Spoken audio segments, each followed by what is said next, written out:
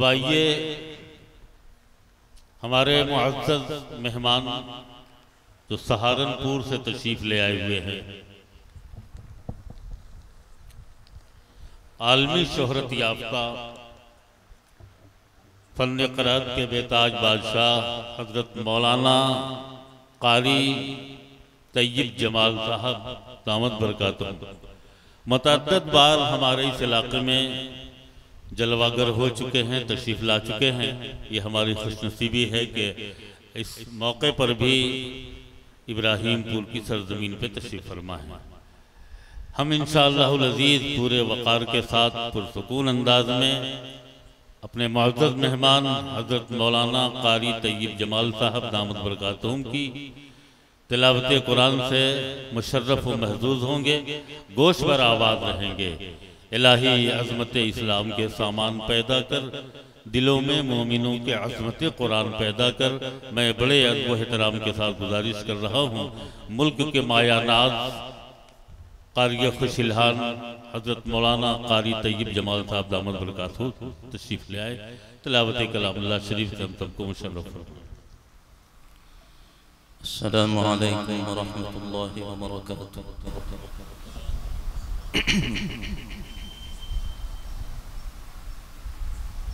معزز حاضرین، یہ ابراہیم پور کی سرزمین ہے۔ آگے جو مہینہ آ رہا ہے ذی الحج، اس کی نسبت بھی ایک بڑے واقعے کی طرف ہے۔ حضرت ابراہیم علیہ السلام اور ان کی قربانیاں، تو اسی سے متعلق میں انشاءاللہ آیت تلاوت کروں گا۔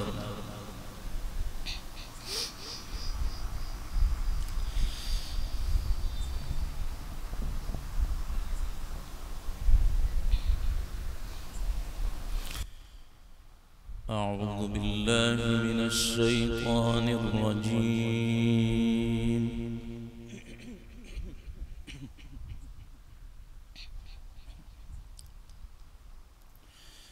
بسم الله الرحمن الرحيم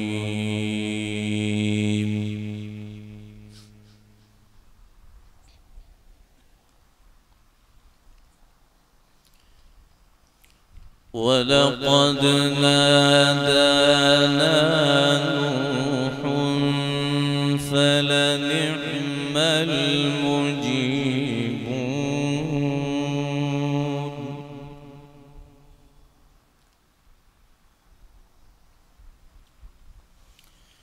وَنَجَّيْنَاهُ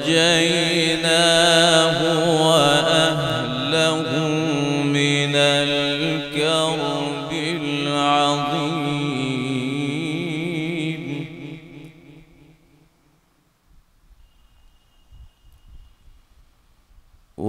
وَجَعَلْنَا ذُرِّيَّتَهُ هُمُ الْبَاقِينَ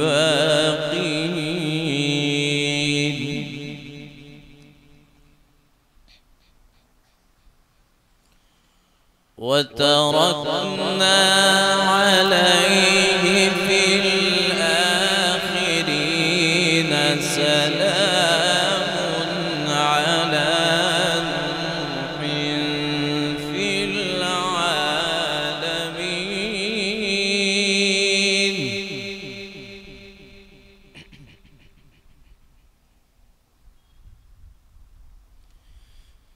إِنَّا كَذَلِكَ نَجْزِي الْمُحْسِنِينَ إِنَّهُ مِنْ عِبَادِنَا الْمُؤْمِنِينَ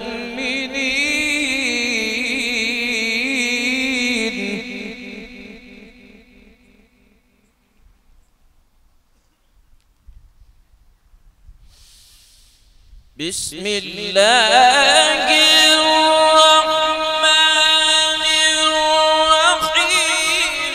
ولقد نادانا نوح فلنعم المجيبون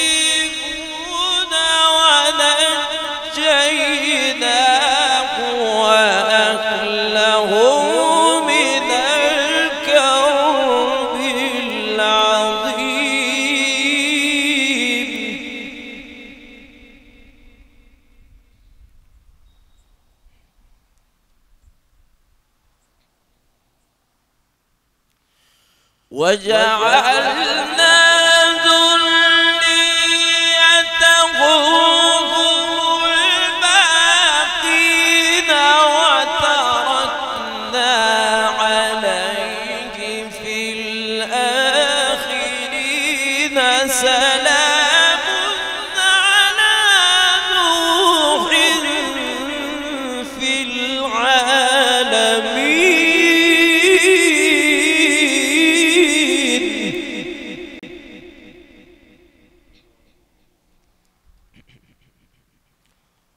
سلام على نوح في العالمين.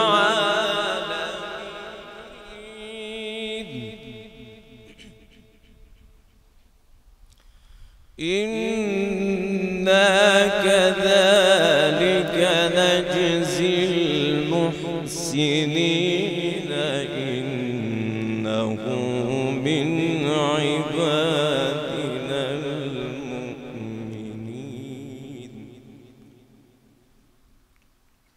ثم أغرقنا الآخرين.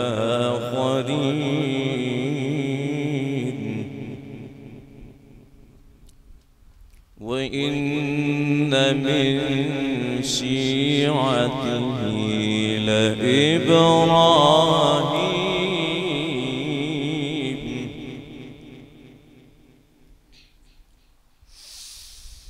وإن من شيعته لإبراهيم إذ جاء ربه بقلب سليم إذ قال لأبيه وقومه ماذا تعبدون أئفكا آلهة دون الله تريدون.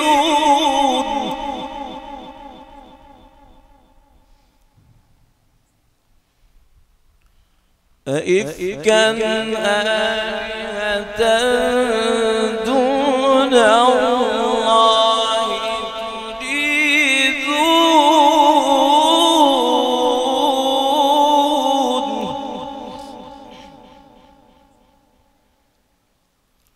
وإن من شيعته لإبراهيم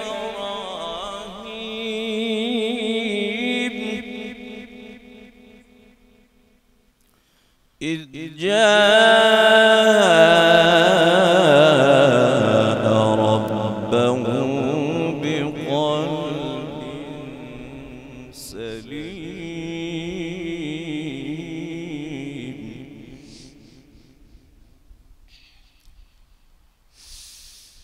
وإن من شيعته لإبراهيم إذ جاء ربه بقلب سليم إذ قال لأبيه وقومه ماذا تعبدون أئفكا آلهة دون الله تريدون.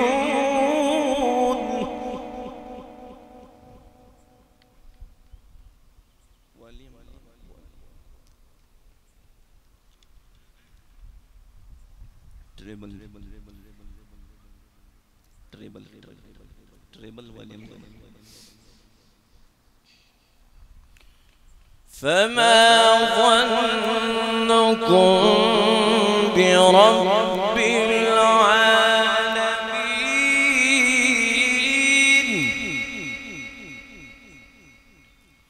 فنظر نظرة في النجوم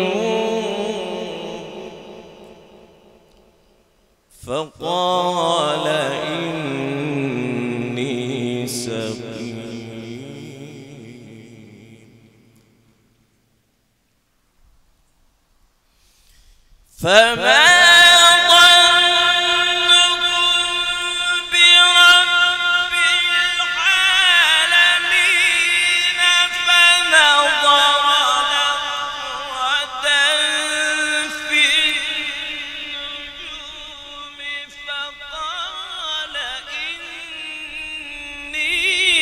سقيم فتولوا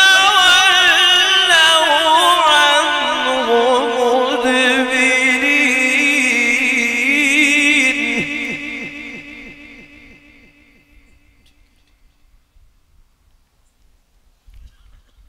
فراغ إلى آلهتهم فقال ألا تأكلون ما لكم لا تنطقون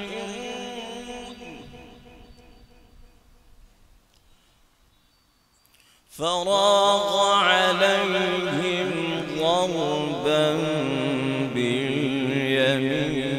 باليمين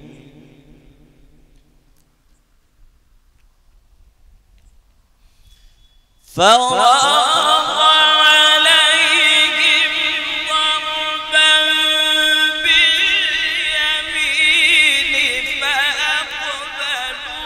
فأقبلوا إليه يزفون قال أتعبدون ما تنحتون والله خلقكم وما تعملون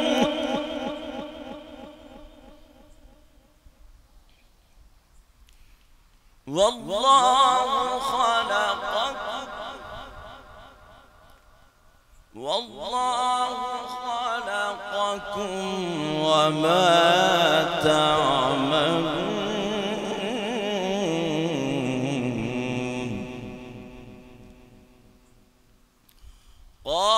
قالوا لهم بنيانا فألقوه في الجحيم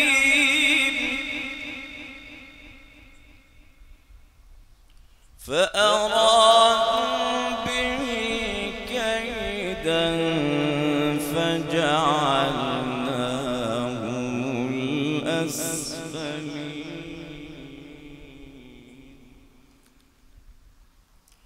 وقال إني ذاهب إلى ربي سيهدين رب هب لي من الصالحين وقال إني ذاهب إلى ربي سيهدين رب هب لي من الصالحين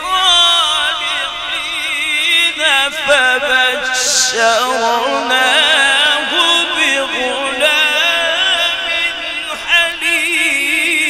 حليم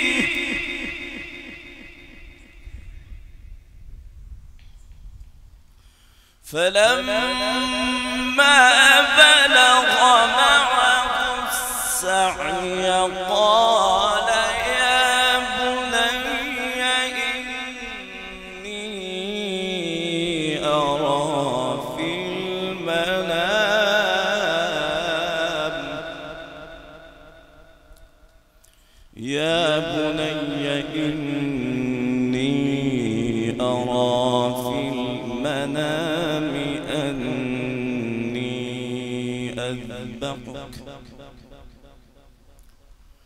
يا بني إني أرى في المنام أني أذبحك فانظر ماذا ترى قال يا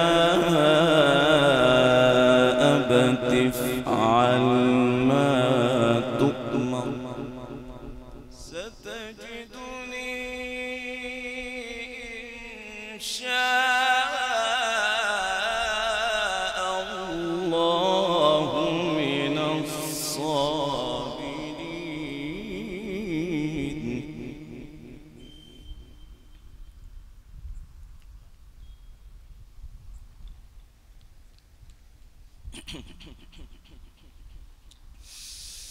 فلما بلغ معه السعي قال يا بني إني أرى في المنام أني أذبحك فانظر ماذا ترى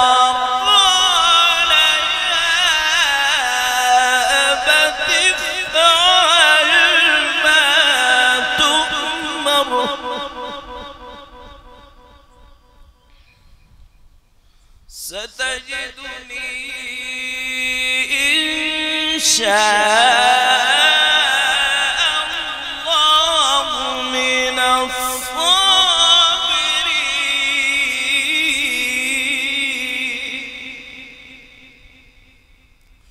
فلما أسلما وتله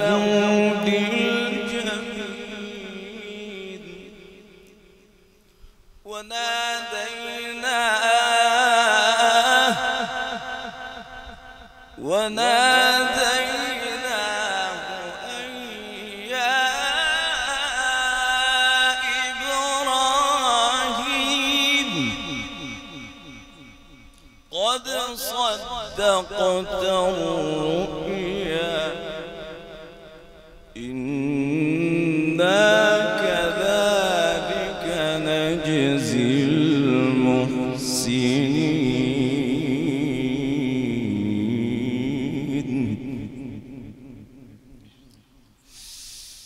فلما أسلما وتله للجبين وناديناه أن يا إبراهيم قد صدقت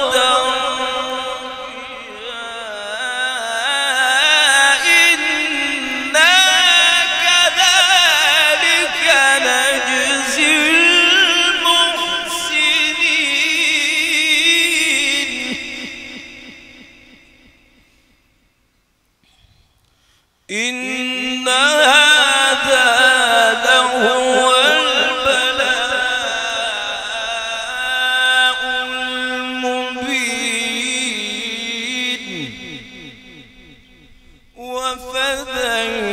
وفديناه بذبح عظيم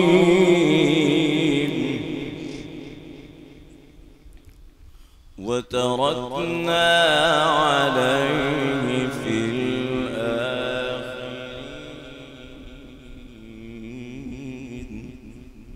سلام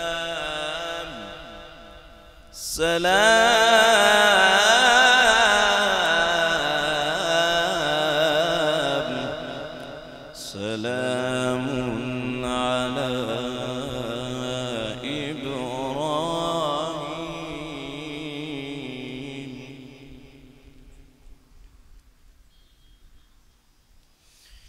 إنك هذا لهو البلاء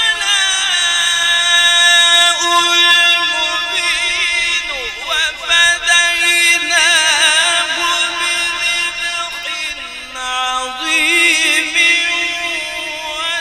وتركنا عليه في الآخرين. سلام على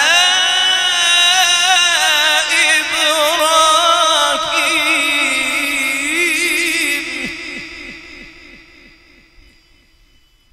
كذلك نجزي المحسنين إنه من عبادنا المؤمنين.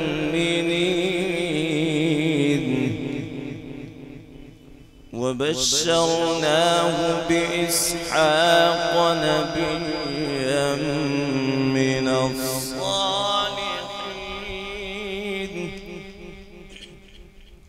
وباركنا عليه وعلى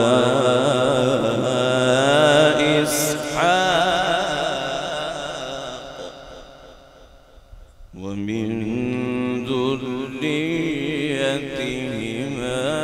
محسن وظالم لنفسه مبين. بسم الله الرحمن الرحيم. سبح اسم ربك الأعلى.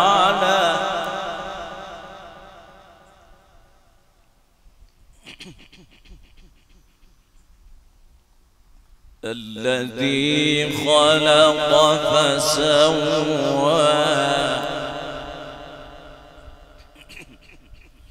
والذي قدر فهدى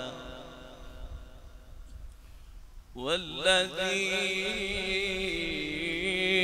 أخرج المرعى فجعله غثاء أحوى. بسم الله الرحمن الرحيم. سبح اسم ربك الأعلى.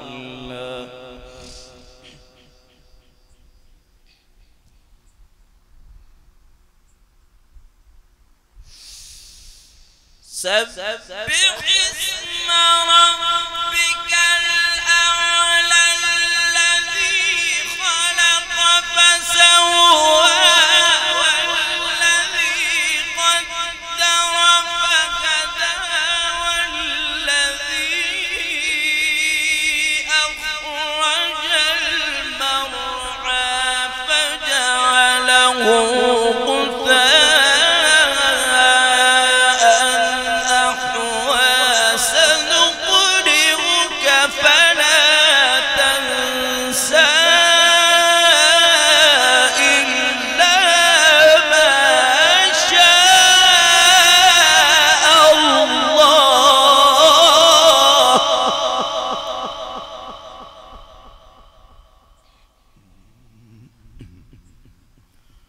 إنه يعلم الجهر وما يخفى ونيسرك لليسرى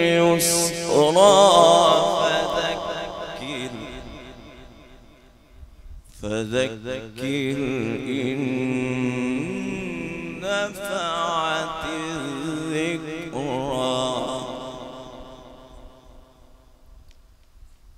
سيذكر من يخشى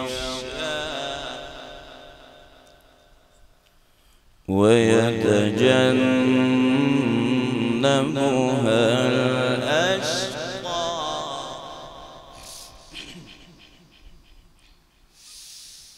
سيذكر من يخشى ويتجنبها الأشقى الذي يصلى النار الكبرى ثم لا يموت فيها ولا يحيا. قد أفلح من تزكى وذكر اسم ربه فصلى.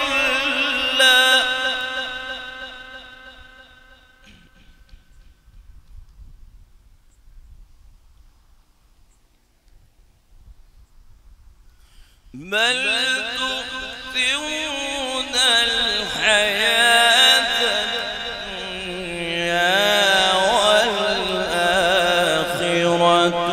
خير وأبقى إن هذا لفي الصحف الأولى صحف إبراهيم وموسى قد أفلح من تزكى وذكر اسم ربه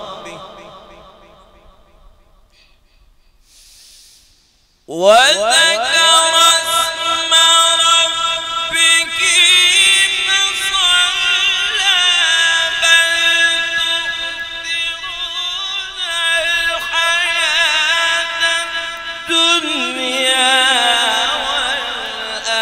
والآخرة خير وأبقى إن هذا لفي الصحف الأولى صحف إبراهيم وموسى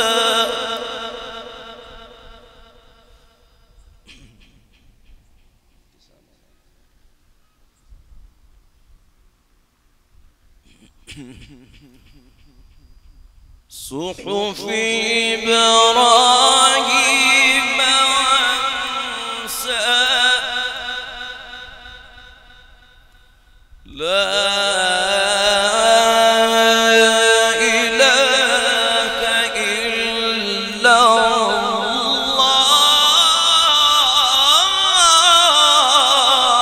الله لا إله إلا الله والله أكبر الله أكبر ولله الحمد بسم الله الرحمن الرحيم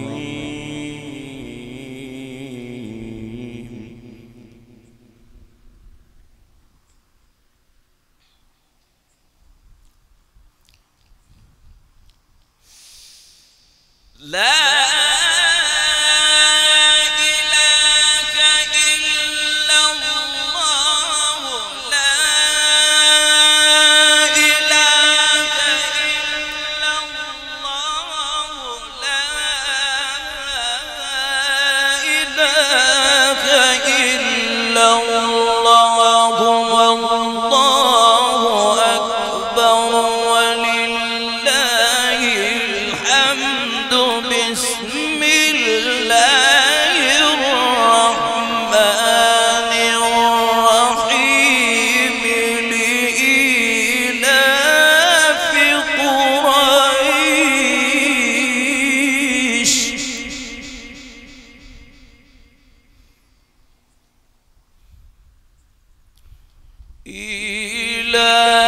إيلافهم رحلة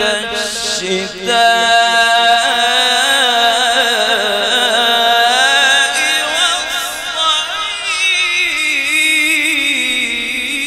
والصيف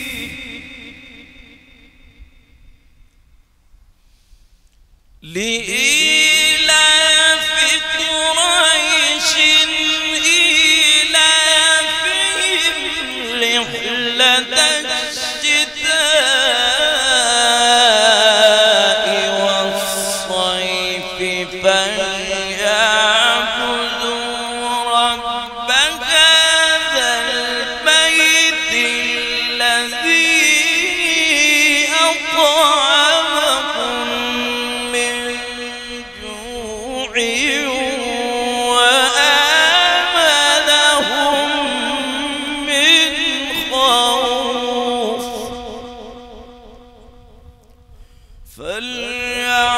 فليعبدوا رب هذا البيت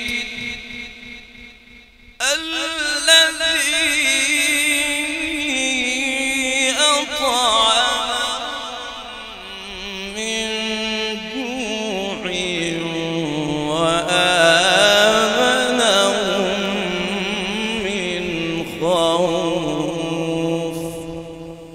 صدق اللہ العظیم۔ حضرات محترم، ہمارے کچھ احباب کا حکم ہوا ہے کہ ائمہ حرمین کے انداز میں اور ان کی تکبیرات یہ طلبہ میسیج پہ بھی کرتے رہتے ہیں اور ویسے بھی مل کر پوچھتے ہیں مشق کے متعلق۔ ایک تو میں غلط فہمی کا ازالہ کر دوں، طلبہ کے ذہنوں میں ایک چیز بیٹھی ہوئی ہے کہ خالی مشق کو تجوید کہتے ہیں۔ تجوید ایک فن ہے۔ وَرَتِّلِ الْقُرْآنَ تَرْتِيلًا کی تفسیر حضرت علی رضی اللہ تعالیٰ عنہ نے فرمایا الترتیل هو تجوید الحروف ومعرفت الحروف، کہ تجوید وہ ترتیل نام ہے دو چیزوں کا، تجوید الحروف اور معرفت الوقوف۔ اور تجوید میں جو مخارج الحروف اس کے بھی دو جز ہیں، مخارج حروف اور صفات حروف۔ اور پھر معرفت الوقوف میں اس چیز کا خیال رکھنا کہ کہاں پر ٹھہرنا ہے، کہاں پر نہیں ٹھہرنا، کہاں پر کیسے ٹھہرنا۔ تو اس چیز کا نام خالی تجوید نہیں کہ مشق کر لی، تجوید ایک یہ بہت گہرا فن ہے۔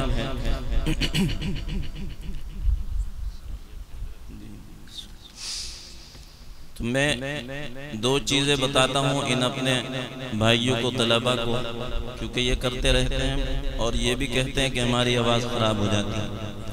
آواز استعمال کرنے کا طریقہ ہے کہ آواز جو جس طریقے سے استعمال کی جاتی ہے پہلے اس کا طریقہ سیکھیں، اور حروف کی ادائیگی کو اول نمبر پہ صحیح کریں، حروف کی ادائیگی اور آواز کو صحیح کریں، اور اس کے قواعد کو قرآن کے جو مخارج صفات اور تمام قواعد صفات لازمہ صفات عارضہ ان سب کو سیکھیے۔ اب بہت سے کہتے ہیں کہ میں نے تجوید پڑھی، اب ان کو پوچھو کہ یہ کیا ہے یہ کیا ہے، تو پھر وہ بتا نہیں پاتے۔ ایسا نہیں، اپنے ذہن کو مستحضر رکھ کر اس علم کو سیکھیے۔ شوق ہے آپ کو تو چھوٹی چھوٹی صورتوں کی مشق کیجیے پہلے۔ حضرت اقدس تھانوی نور اللہ مرقدہ کے بارے میں لکھا ہوا ہے، حضرت والا مکہ مکرمہ میں صوتیہ مدرسہ صولتیہ، اس میں اوپر کی منزل میں استاد سے مشق کرتے تھے، اور حضرت قاری عبداللہ مکی رحمت اللہ علیہ، حضرت قاری عبدالرحمن مکی رحمت اللہ علیہ کے بھائی سے حضرت نے پڑھا۔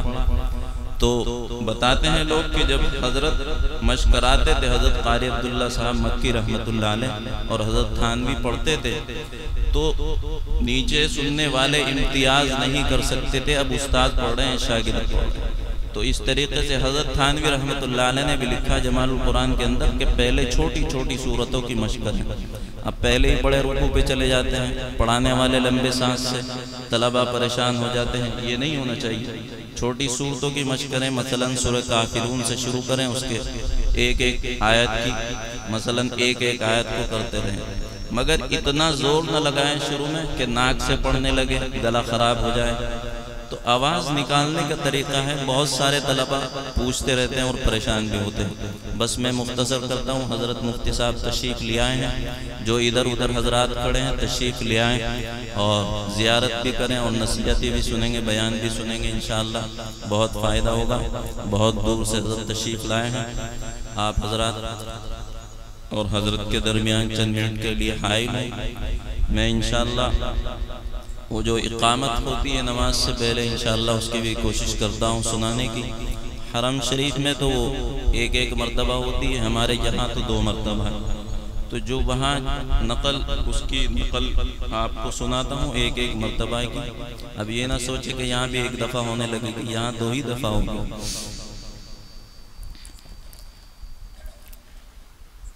اللہ اکبر اللہ اکبر، اشہد ان لا الہ الا اللہ، اشہد ان محمد رسول اللہ، حی علی الصلاة حی علی الفلاح، قد قامت الصلاة قد قامت الصلاة، اللہ اکبر اللہ اکبر۔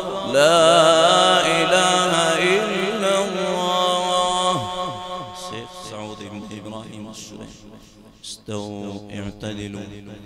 الله أكبر الله أكبر. الحمد لله رب العالمين الرحمن الرحيم مالك يوم الدين. إياك نعبد وإياك نستعين. اهدنا الصراط المستقيم صراط الذين أنعمت عليهم غير المغضوب عليهم ولا الضالين.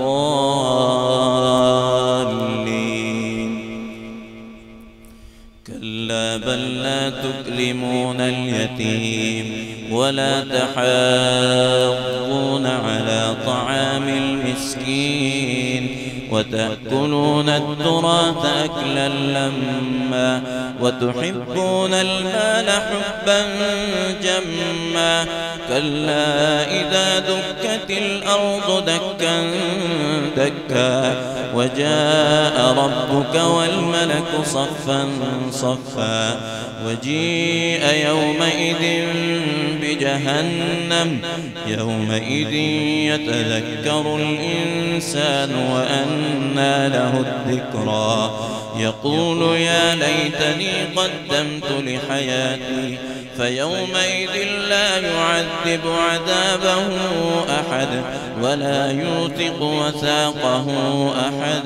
يا أيتها النفس المطمئنة ارجعي إلى ربك راضية مرضية فادخلي في عبادي وادخلي جنتي. دوسرے امام بلبل حرم شیخ عبداللہ ابن عواد الجهني.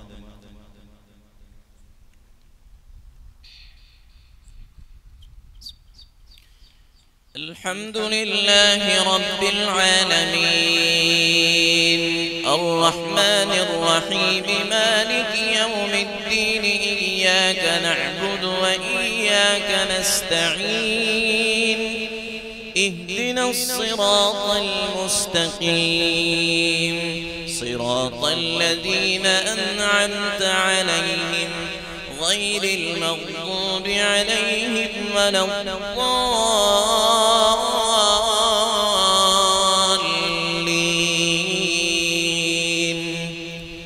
يا أيها الرسول بلغ ما أنزل إليك من ربك وإن لم تفعل فما بلغت رسالته والله يعصمك من الناس إن الله لا يهدي القوم الكافرين.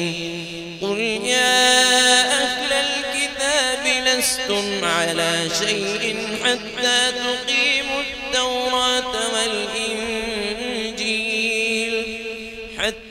تقيموا التوراة والإنجيل وما أنزل إليكم من ربكم وليزيدن كثيرا منهم ما أنزل إليك من ربك طغيانا وكفرا فلا تأس على القوم الكافرين. تیسرے امام شیخ بلیلہ. الحمد لله رب العالمين الرحمن الرحيم مالك يوم الدين. إياك نعبد وإياك نستعين. اهدنا الصراط المستقيم صراط الذين أنعمت عليهم غير المغضوب عليهم ولا الضالين.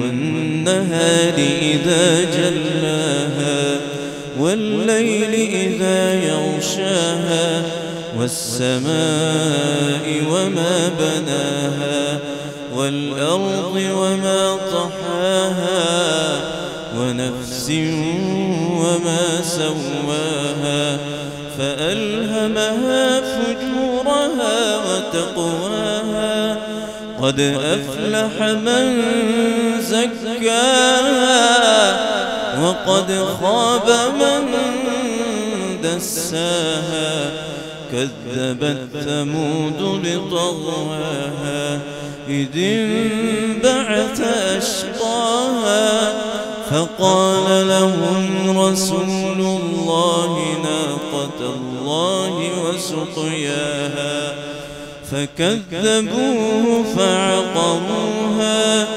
فدمدم عليهم ربهم بذنبهم فسواها ولا يخاف عقباها. अब आखिर में शेख अब्दुर्रहमान सुदैस के अंदाज में कोशिश करूँगा। उससे पहले मदीना पाक के साबिक़ इमाम शेख मोहम्मद अय्यूब इब्न यूसुफ रहमहुल्लाह ताला उनके कई अंदाज हैं उनमें से अल्हम्दुलिल्लाह रब्बिल आलमीन अर्रहमानिर रहीम मालिकि यौमिद्दीन इय्याका नअबुदु व इय्याका नस्तईन इहदिनस सिरातल मुस्तकीम सिरातल लज़ीना अनअमता अलैहिम गैरिल मग़दूबि अलैहिम वलद्दाल्लीन والضحى والليل إذا سجى ما ودعك ربك وما قلى وللآخرة خير لك من الأولى ولسوف يعطيك ربك فترضى ألم يجدك يتيما فآوى ووجدك ضالا فهدى ووجدك عائلا فأغنى فأما اليتيم فلا تقهر وأما السائل فلا تنهر وأما بنعمة ربك فحدث. اختتام करता हूँ।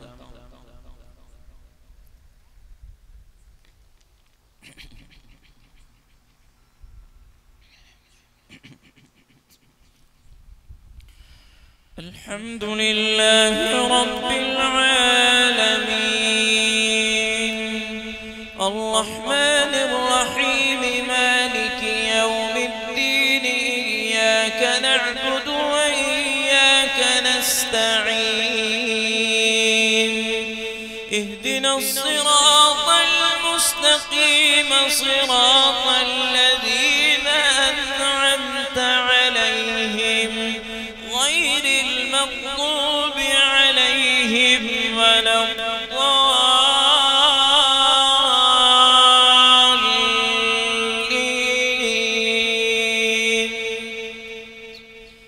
ويل لكل همزة لمزة الذي جمع مالا وعدده يحسب أن ماله كلا لينبذن في الحطمة وما أدراك ما الحطمة نار الله الموقدة التي تطلع على الأفئدة إنها عليهم مؤصدة في عمد ممددة. الله أكبر الله أكبر سمع الله لمن حمده ربنا ولك الحمد. الله أكبر الله أكبر الله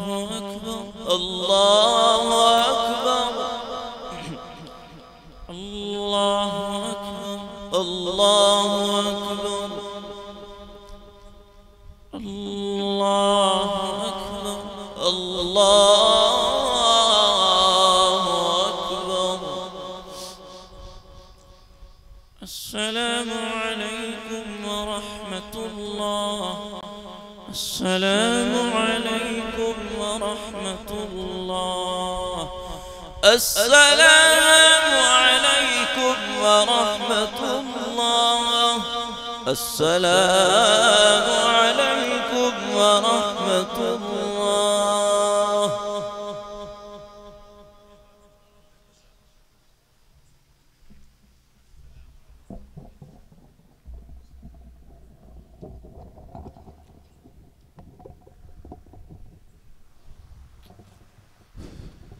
قابل احترام حاضرین، حضرت مولانا قاری طیب جمال صاحب مدد اللہ العلی قرآن مقدس کی تلاوت فرما رہے تھے اور حرم محترم کے اماموں کی کامیاب نقل فرما رہے تھے۔ اللہ رب العالمین کا یہ فضل ہے، وہ جسے چاہے عطا کر دے۔ یہ مرتبہ بلند ملا جس کو مل گیا، ہر مدعی کے واسطے دار و رسن کہاں۔